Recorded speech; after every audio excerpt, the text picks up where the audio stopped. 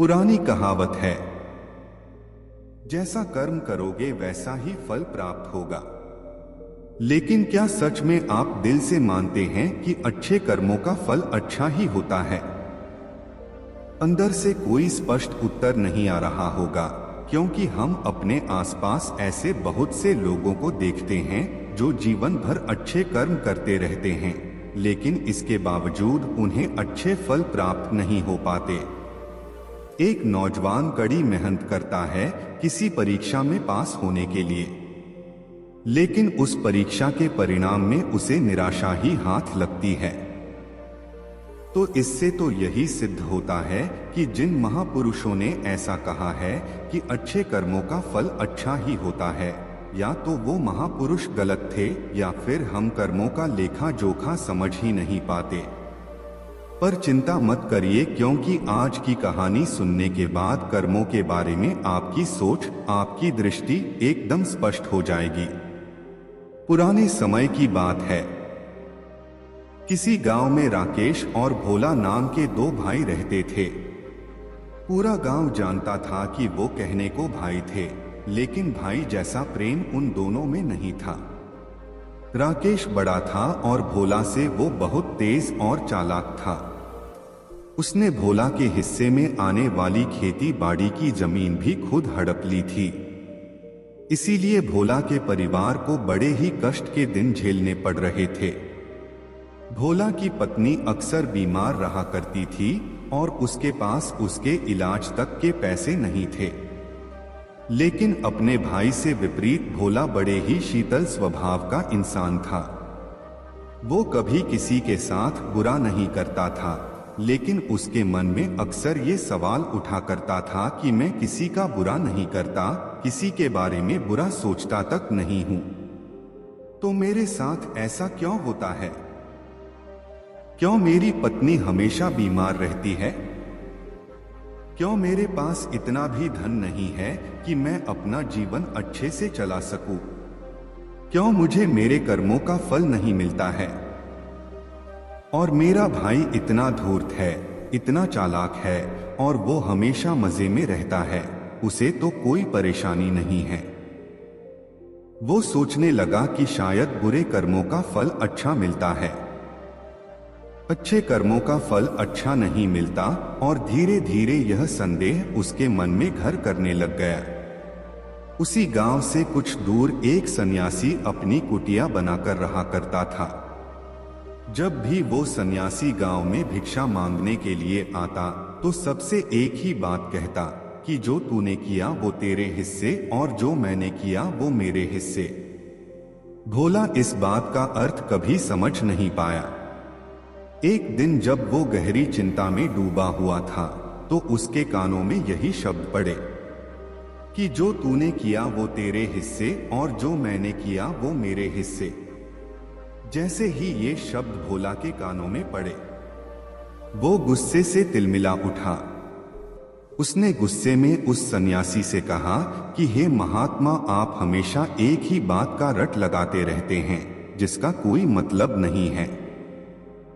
अगर आपकी बात सत्य होती तो मैं जीवन में अच्छे कर्म करते आया हूं, तो मेरे हिस्से में तो अच्छे ही कम होने चाहिए थे, अच्छा ही फल प्राप्त होना चाहिए था, लेकिन मुझे कुछ भी अच्छा फल प्राप्त नहीं हुआ। मेरी पत्नी हमेशा बीमार रहती है, खाने तक के पैसे नहीं होते हमारे पास। सन्यासी ने बड़े ही शांत स्वर में कहा कि ऐसा प्रतीत होता है बेटा की परिस्थितियों से तुम हार मान चुके हो। कठिन परिस्थितियों ने तुम्हारी सोच पर गहरा असर डाला है।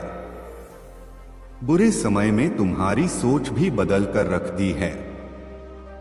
तुम एक काम करना, आज संध्या के समय कुछ फल लेकर मेरे आश्रम में आना, फिर मैं तुम्हारे सारे सवालों के जवाब दूंगा। और ये कहकर वो सन्यासी अपना भिक्षा पात्र लेकर अगले घर की तरफ निकल जाता है। संध्या के समय भोला ने कुछ फल खरीदे और गांव से दूर उस सन्यासी की कुटिया की तरफ निकल पड़ा। जैसे जैसे वो रास्ते पर आगे बढ़ रहा था, उसे अथाह शांति का अनुभव हो रहा था, क्योंकि रास्ता गांव से दूर था, इसीलिए उसमें कोई हलचल नहीं थी। बस रास्ते में जगह जगह कुछ लंगूर और बंदर दिखाई दे रहे थे। भोला के मन में आया कि वो कुछ फल उन बंदरों और उन लंगूरों को खिला दें। लेकिन फिर उसने सोचा कि अगर मैं फल लेकर सन्यासी के पास नहीं गया तो मेरे सवालों के जवाब मुझे नहीं मिलेंगे। इसीलिए बंदरों से वो फल बचाता हुआ उस सन्यासी की कुटिया तक पहुंचा। जैसे ही भोला उस कुटिया में पहुंचा, वैसे ही सन्यासी बोल पड़ा, अगर मन में था तो ये फल खिला क्यों नहीं दिए बंदरों को? ये सुनकर भोला आश्चर्यचकित रह गया। सन्यासी को कैसे पता चला कि उसके मन में बंदरों को फल खिलाने की इच्छा उठी थी? उसने पूछा कि महात्मा, आपको कैसे पता कि मैं बंदरों को फल खिलाना चाहता था? सन्यासी ने बड़े ही शांत स्वर में कहा कि जरूरी यह नहीं है कि मुझे कैसे पता चला, हम तो सन्यासी हैं, सबके मन की बात पढ़ लेते हैं। जरूरी ये बात समझना है कि जिस तरह एक बछड़ा हजारों गायों के बीच अपनी मां को ढूंढ लेता है, उसी प्रकार कर्म अपने कर्ता को ढूंढ ही लेता है। ये कर्म मेरे हाथों ही होना लिखा था। और ये कहकर सन्यासी ने उसके हाथ से फल लिए और बंदरों को खिलाना शुरू कर दिए। भोला इस बात का मतलब समझ नहीं पाया, इसीलिए उसने उस सन्यासी से सवाल किया कि महात्मा, मैं आपकी बात का आशय समझ नहीं पाया, कृपया करके मुझ अज्ञानी को इसका मतलब समझाने की अनुकंपा करें। सन्यासी ने बड़े शांत स्वर में कहना शुरू किया कि बेटा, मनुष्य को हमेशा यही लगता है कि वही करने वाला है, वही करता है और वही कर्म करेगा। लेकिन समझने की बात यह होती है कि कर्म आपका खुद चुनाव करता है, आप कर्म का चुनाव नहीं करते। अगर आप किसी कर्म को करने के योग्य है तो हजारों लोगों के बीच में से कर्म आपको अपने आप ढूंढकर निकाल लेगा। इसीलिए योग्य बनने पर ध्यान दो, कर्म करने पर ध्यान मत दो। अगर तुम सिर्फ कर्म करने पर ध्यान दोगे तो कभी योग्य नहीं बन पाओगे। योग्य बनने के लिए जिन कर्मों की आवश्यकता होती है, पहले उन छोटे छोटे कर्मों को करना शुरू करो, और जब तुम योग्य बन जाओगे तो बड़ा कर्म, या कहें कि मुख्य कर्म, या फिर जिस कर्म के लिए तुम बने हुए हो वो कर्म तुम्हारे पास खुद चलकर आएगा। उदाहरण के लिए तुम इन बंदरों को देखो। इन बंदरों ने छोटे छोटे कर्म करके पेड़ों पर चढ़ना सीखा, गुलाटियां लगाना सीखा, और इसी प्रकार छोटे छोटे कर्म करते हुए ये मुझ तक पहुंच गए, और मुझ तक पहुंचने के बाद इनके पास इनका खाना खुद ही पहुंच गया। इसीलिए अपनी रोजमर्रा की जिंदगी में छोटे छोटे कर्म करते हुए अपने आप को योग्य बनाते जाओ, और जब तुम योग्य बन जाओगे तो अपने आप बड़ा लक्ष्य तुम्हें प्राप्त हो जाएगा। सन्यासी ने अगला कथन कहना शुरू किया, जो कि बहुत ही जरूरी था। ध्यान लगाकर सुनना, अगर तुम योग्य बनने के लिए कर्म नहीं करोगे तो दूसरे लोगों के कर्म भी तुम्हें प्रभावित करने लगेंगे। उदाहरण के लिए तुम्हारी पत्नी कई दिनों से बीमार है। तुम अक्सर यही सोचते हो कि मुझे किन कर्मों की सजा मिल रही है, लेकिन समझने की बात यह होती है कि तुम्हारी पत्नी बीमार अपने कर्मों की वजह से है, तुम्हारे कर्मों की वजह से नहीं है। तुम्हारे कर्म तो अच्छे हैं, लेकिन क्या पता तुम्हारी पत्नी के कर्म अतीत में अच्छे ना रहे हों, जिसकी वजह से वो बीमार हो गई हो, और तुम्हारी पत्नी के कर्मों की वजह से तुम्हें भी दुख झेलना पड़ रहा है। और इसी प्रकार बहुत से मनुष्य अपने बच्चों की वजह से, अपने परिवार की वजह से, इन सब की वजह से खुद दुख झेल रहे होते हैं। लेकिन जरा सोचो, अगर तुम योग्य होते तो तुम अपनी पत्नी का खुद इलाज करवा पाते, उसकी बीमारी दूर करवा पाते, और क्या पता अगर तुम योग्य होते तो तुम्हारा किसी दूसरी स्त्री के साथ विवाह हुआ होता जो स्वस्थ होती, लेकिन तुम योग्य नहीं थे, इसीलिए तुम अपनी पत्नी की वजह से खुद दुख झेल रहे हो। अगर तुम योग्य बन जाओगे तो दूसरे लोगों के कर्म तुम्हें प्रभावित नहीं कर पाएंगे। सन्यासी ने भोला को चेतावनी देते हुए कहा कि याद रखना, भोला, आपको वो नहीं मिलता जो आप चाहते हो, बल्कि वो मिलता है जिसके आप योग्य हो। इसीलिए अपनी योग्यता को बढ़ाने पर काम करो, उसके लिए कर्म करो। कर्म का फल पाने के लिए कभी कर्म मत करो। भोला ने सन्यासी से हाथ जोड़कर एक सवाल पूछा कि महात्मा, मुझे यह बताने की अनुकंपा करें कि मैं अपनी योग्यता किस प्रकार बढ़ा सकता हूं ताकि मेरा मुख्य कर्म मुझको खुद ढूंढ सके। सन्यासी ने बड़े ही शांत स्वर में कहना शुरू किया कि बेटा, इसके लिए बड़े ही सरल सरल उपाय होते हैं। सबसे पहला उपाय है कर्म करके भूलते जाओ। तुम जो भी कर्म कर रहे हो, अपने योग्य बनने के लिए उस कर्म को करने के बाद भूल जाओ। ये मत सोचो कि उससे तुम्हें क्या प्राप्त हुआ। इसीलिए कहा जाता है कि कर्म करो, फल की चिंता मत करो। अगर तुम फल की चिंता करोगे तो वास्तविकता में तुम कर्म कर ही नहीं रहे होंगे। अक्सर मनुष्य की पीड़ा का ये एक बहुत बड़ा कारण होता है।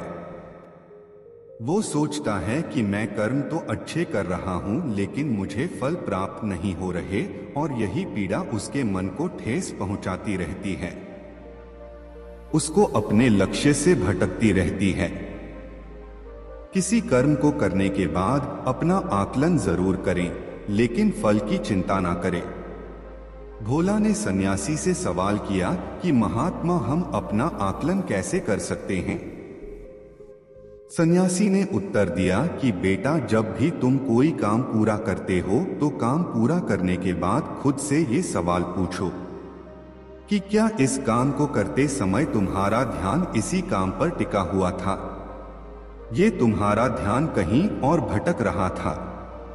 इस तरह तुम खुद का आकलन कर पाओगे कि तुम कितने ध्यान के साथ उस काम को कर रहे थे, और जितने ध्यान से तुम किसी कर्म को करोगे उतनी ही तुम्हारी योग्यता बढ़ती जाएगी। और अगर तुम यूं ही बस पूरा करने के लिए किसी कर्म को करते रहोगे तो उस कर्म से तुम कभी भी योग्य नहीं बन पाओगे। वो कर्म तो पूरा हो जाएगा, लेकिन उसका फल तुम्हें प्राप्त नहीं होगा। इसीलिए अपना आकलन इस प्रकार करो कि तुम्हारा ध्यान वहां पर टिका हुआ था या नहीं था, या तुम्हारे विचार तुम्हें कहीं भटका ले गए थे, और कोशिश करो कि तुम्हारे विचार अगली बार जब तुम ये कर्म करो तो उसी कर्म पर टिके रहे, इधर उधर दूसरी बातों में भटके ना। भोला ने इस पर एक सवाल पूछा कि महात्मा, जब भी हम कोई कर्म करते हैं तो हमारा मन विचारों से ग्रस्त हो जाता है। वो तरह तरह की बातें सोचने लगता है, तो हम किस तरह अपने मन को एक ही कर्म पर टिका कर रख सकते हैं? इसके लिए कोई उपाय बताएं। सन्यासी ने इसका उत्तर देते हुए कहना शुरू किया कि बेटा, जब भी तुम किसी कर्म को करते समय अपना पूरा भाव उसमें डाल देते हो तो तुम्हारे विचार उसी कर्म पर केंद्रित रह सकते हैं। पूरे निष्ठा, प्रेम और सद्भाव के साथ किया गया कर्म तुम्हारे विचारों को इधर उधर नहीं भटकने देता। विचार तभी तुम्हें दूसरी दिशाओं में बहा कर ले जाते हैं। जब तुम उस कर्म को पूरी निष्ठा के साथ नहीं करते, उसमें पूरा प्रेम नहीं डालते, उसमें पूरा भाव नहीं दिखाते। जब ये तीनों चीजें तुम उस कर्म में डाल देते हो तो स्वाभाविक रूप से तुम पूरी तरह उस कर्म में सम्मिलित हो जाते हो, और तुम्हारा मन और मस्तिष्क एक ही जगह पर टिका रहता है। सन्यासी ने अपनी बात खत्म करते हुए कहा कि अगर कोई इंसान, कोई मनुष्य इन उपायों का सही तरीके से इस्तेमाल करता है, उनका पालन करता है, तो वो किसी भी कर्म के लिए अपने आप को योग्य बना सकता है। और एक बार अगर वो योग्य बन जाता है तो उसी बछड़े की भांति उसका कर्म उसे अपने आप ढूंढ लेता है। भोला को कुछ फलों के बदले जीवन भर का ज्ञान मिल चुका था। उसे स्पष्टता मिल चुकी थी। उसके सारे मन के सवाल खत्म हो चुके थे। उसने सन्यासी को प्रणाम किया और वहां से अपने घर के लिए निकल पड़ा। रात हो चुकी थी और रास्ते पर अंधेरा छाया हुआ था। वो इन बातों के बारे में विचार करता हुआ अपने घर की तरफ निकल पड़ता है। तो दोस्तों कैसी लगी आपको ये कहानी?